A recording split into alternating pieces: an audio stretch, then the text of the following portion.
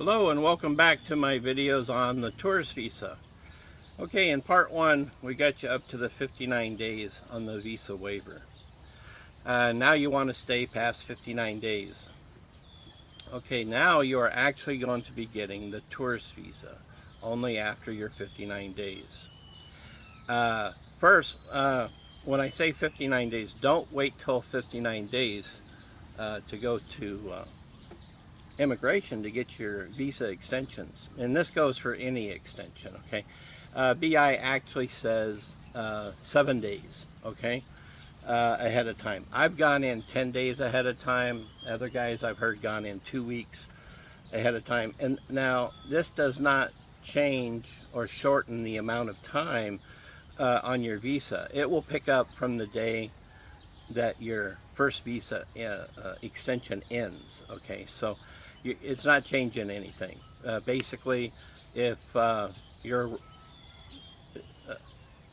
59 days is up on the 25th of the month, and you go in ahead of time and get your tourist visa or any extension at any time, even a week, 2 weeks ahead of time, it's not going to pick up till the 26th of that month. Okay, so you're not shortening yourself any. So don't let that cause you to wait till the last day thinking that you're getting that you're shortening your time if you try to do it any earlier. I've seen people comment on this and they wait till the last day, and that's something you really don't want to do. Here's why. They have a lot of holidays here in the Philippines, and of course, it being government, they're going to get all the holidays off, and you may not know about it. Okay, quite possibly you will not even realize it's a holiday. And Mondays and Fridays, of course, are when holidays occur, although they do happen during the week. But for the most part, Mondays and Fridays are going to be extra days off. And even they will sign an executive order taking a special day, maybe only a few weeks ahead of time. Well, the notice even goes out. And it could also be in your region, there's something special in that during that time zone. So here was a rule that I always had. If you're planning any government official business, even banking, things like that, Tuesday, Wednesdays, and Thursdays, okay, you are a lot safer with this.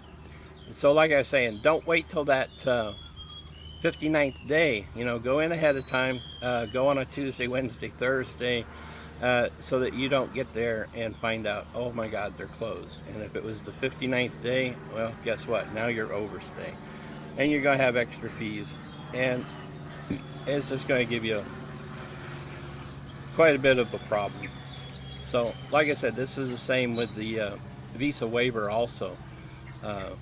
You know, go in ahead of time for that one, the one we talked about in the first video.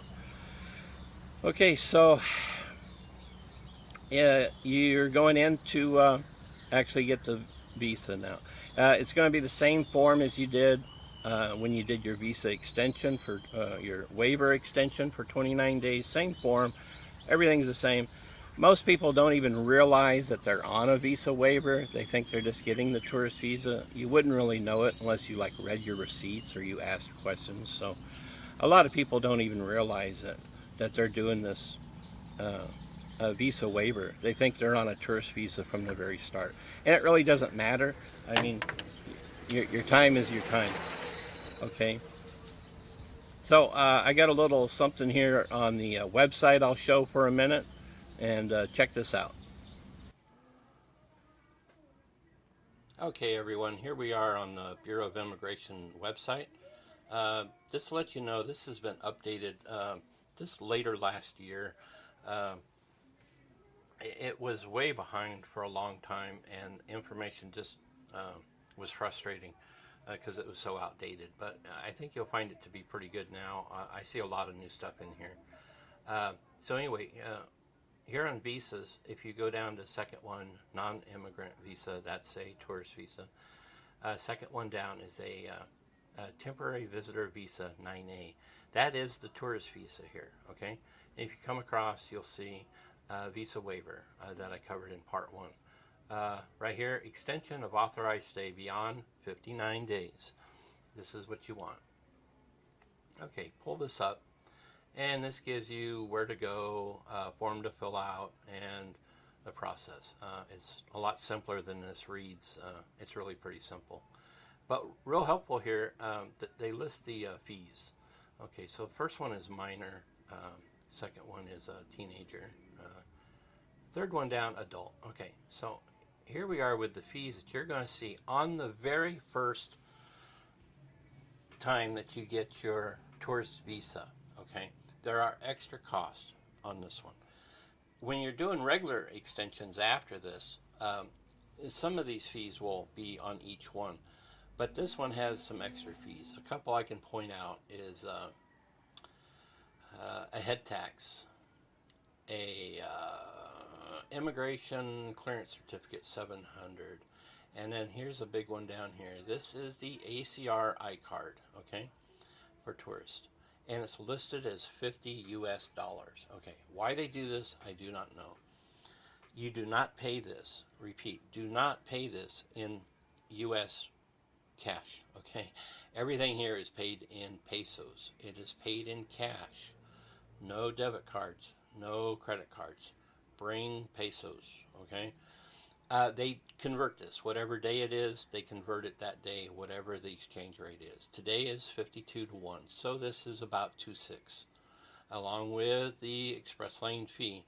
So about 3.1 is going to be added to, this is the 2 month, this is the 1 month, okay? You see it's only 500 difference. Because it's 500, the fees, if you look at the top, 500 for 1 month, 1,000 for 2 months. 6 months, you would just add another 2,000 to this. So it'd be your total fees for extension, just the extension is going to be 3,000 plus the rest. Okay. They don't list it because not all offices have the 6 month tourist visa. Okay. As you go down, you'll see for fines for overstay, which hopefully you won't get into. If you get to the next column, don't pay no attention to this. This is for those that must have a tourist visa to come here. This does not involve Westerners.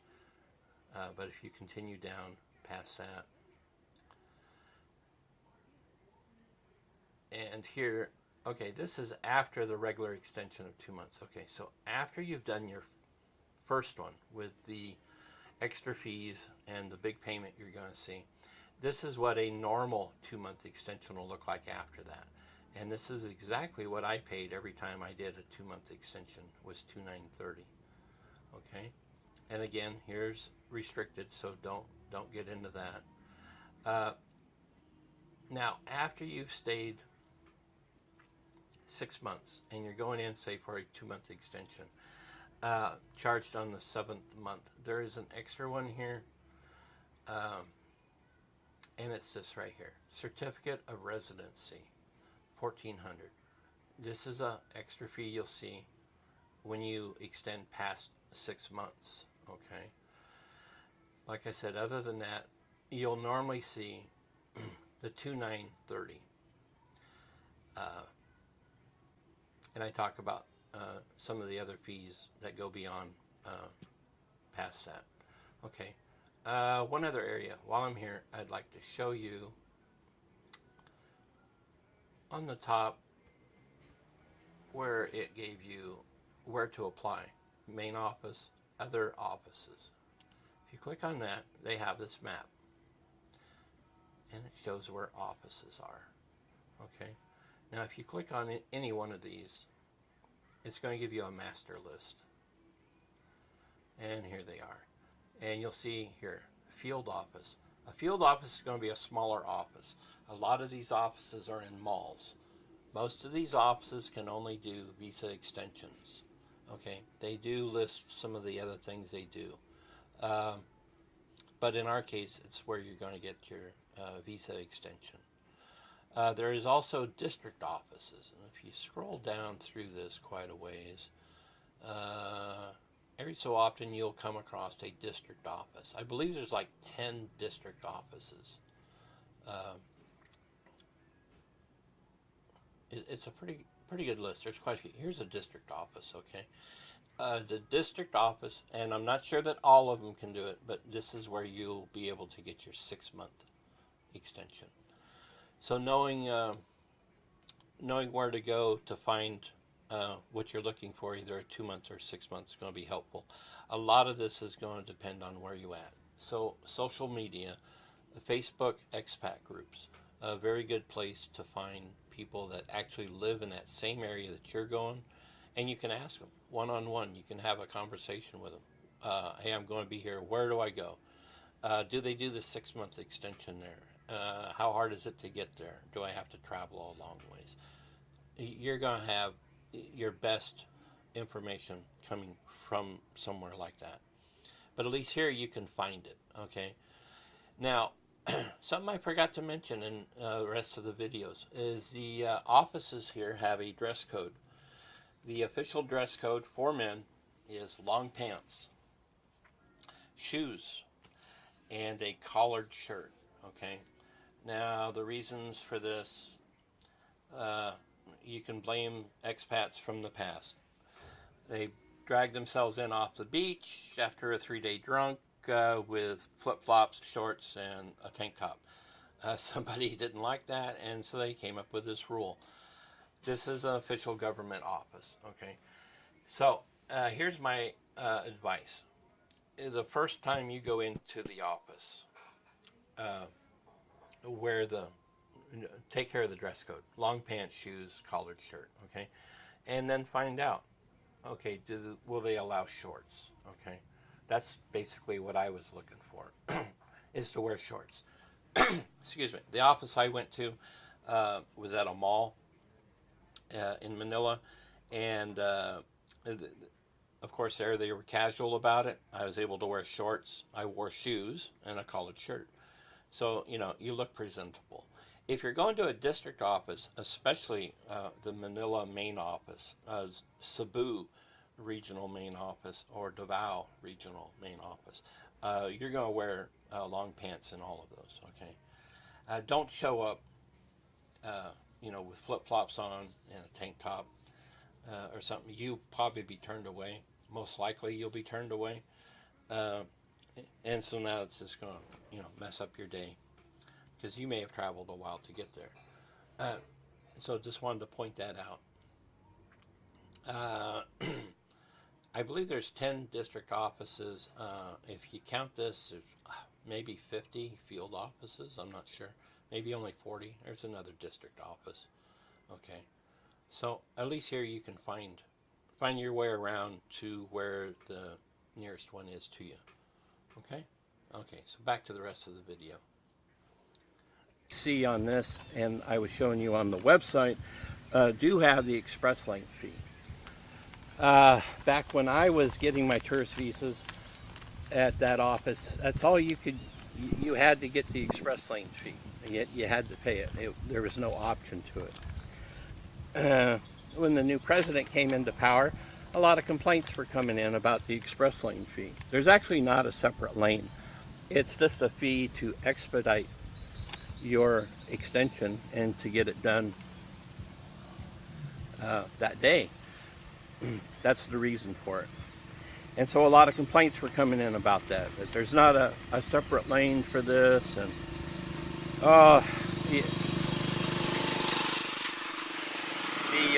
the complaints were all over the place that this is corruption and it's all this. It's a separate, there's actually a separate receipt for it. And here's the reason why. This was implemented a long time ago to help expedite. They hire more people, contract workers, temporary workers. They also pay overtime to the BI employees. And so they work longer hours, and they expedite and get this stuff done. That's the reason. And there's a separate receipt for it. It's not going in anybody's pocket. Don't listen to all the things you hear all over social media about how this is corrupt and just getting more money out of people. If they put the fees in and just added it to the regular fees, raise the cost of the fees, no one would know the difference. But anyway, so you're going to see a lot of things about express lane fee. Well, now here's the problem. When they complained to the president about this, he said, okay, then we will stop the express lane. No more fees for that. But it also stopped the overtime. It also stopped the contract workers. So now when you went in, and this happened, I believe, spring of 2017, when you would go in to get your extension, you would have to wait 3 days to come back, pick up your passport, and pick up your extension. And if you live close to a immigration office, well, that's not too bad. But as I said before, you may live quite a ways away from an extension office, and it's a real problem. So now the complaints really started coming in. You know the old saying, be careful what you wish for. It may come true. Well, in this case, it really did. And the complainers caused a much bigger problem. So now they've got it back. It lasted, I don't know, 9 months, 11 months. And they, many of the offices now give you the option, and it's on the form. It's actually a new form. And in one corner, it gives you regular or express, and you can check either one. If you check the express, you're going to pay the extra express lane fees. Okay, simple as that. You will get your you will get your extension and everything back that day. Sometimes some of the small offices, you're talking an hour, 2 hours.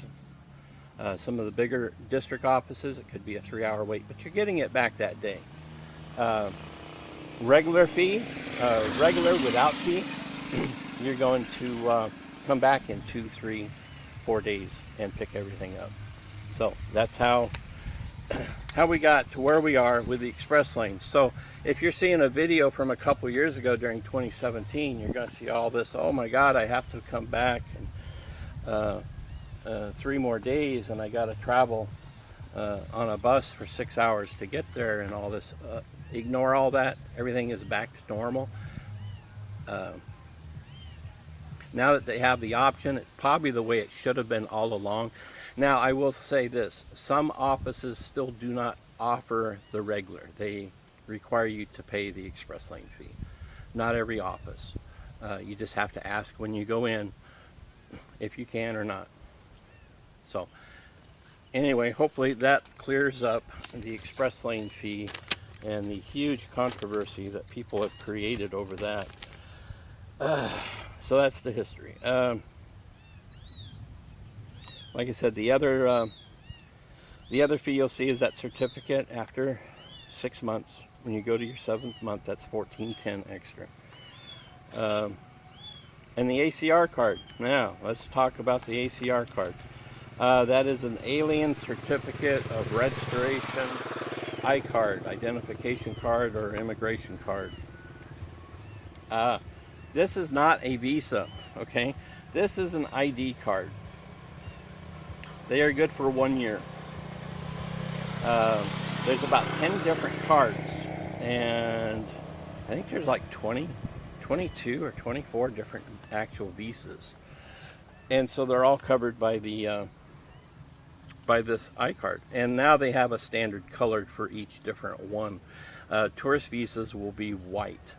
And if you're on a tourist visa, let me remind you, this is not your visa. I see this come up a lot in comments and on social media that, oh, I have an ACR card, and so it's my visa is good for 1 year. No, your card is good for 1 year.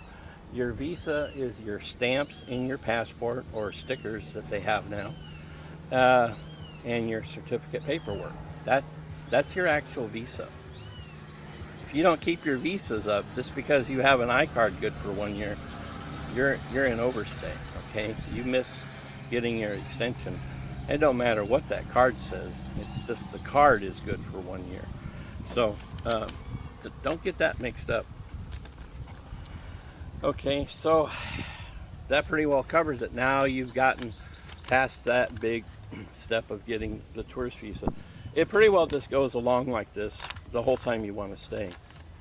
So I'm going to end this video at 6 months, because after 6 months there's a couple things that come up besides the fee for the certificate of registration I talked about. There is what's called an exit visa, it's called by a lot of people. It's actually an ECC, and it's a immigration clearance certificate. Okay, and you have to get this before you can leave the Philippines.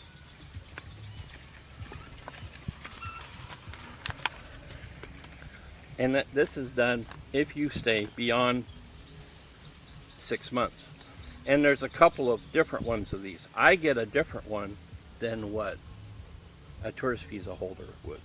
So there can be confusion in that. So that's why I'm going to start the third video off with that, because really there's not much else different the whole rest of the time you stay on that 36 months. And I'll also cover the visa run that you do at the end of 36 months, and you want to come back and start all over. So the third video, and any other tips and things like that I find, I'll add it in on the last video and hopefully cover all the questions and controversies that have come up, and get everybody up to date on this.